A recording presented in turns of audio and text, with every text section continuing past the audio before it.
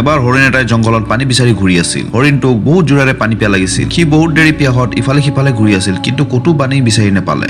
বহুত দেৰি বিচৰাৰ পাছত সি ভাগৰত গছ এটাৰ তলত বহিল। অলপ পাছত হৰিণে নদীৰ পানী বৈ থকাৰ শব্দ শুনি পায়। পানীৰ শব্দ শুনি হৰিণটো সোনকালে শব্দৰ পাছফালে দৌৰিলে। তাৰ পাছত ওচৰতে ডাঙৰ নদী দেখা পালে।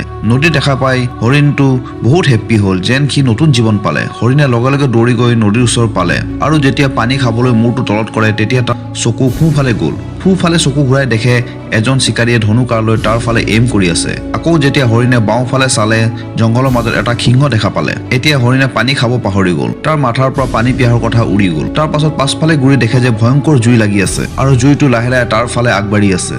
এতিয়া হৰিণটো যাব ক'ত? সোঁফালে চিকাৰী, বাওঁফালে সিংহ, আগত ডাঙৰ আৰু দ নদী আৰু পাছফালে জংঘলৰ জুই। হৰিণৰ চাৰিওফালৰ ৰাস্তা বন্ধ হৈ গৈছিল। হৰিণটো চিন্তাত পৰি গ'ল।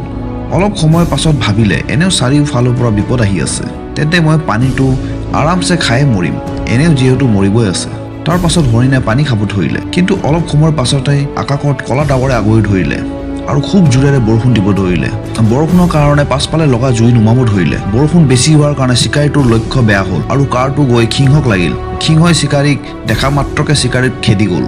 হৰিণে পানী খাই লোৱাৰ পাছত যেতিয়া মূৰটো দাঙি সোঁফালে চালে, চিকাৰী নাই। বাওঁফালে চালে, সিংহও নাই আৰু অন্তত পাছফালে চাই দেখে জুই নুমাই গৈছে। হৰিণটোৱে আৰামছে পানী খাই আনন্দতে নাচি বাগি নিজৰ ঘৰৰ ফালে গুচি গ'ল। হৰিণটোৰ ওচৰত বহুত ৰাস্তা আছিল। সি নদীত জঁপিয়াব পাৰিলে হয়, ইফালে সিফালে দৌৰিব পাৰিলে হয়, কিন্তু সি শান্ত হৈ চিন্তা কৰিলে আৰু নিজৰ কামত লাগি গ'ল। আমাৰ জীৱনতো যেতিয়া প্ৰব্লেমছ আহে, চাৰিওফালৰ পৰা আহে, যিটো কাৰণে আমি ভয় খাই যাওঁ।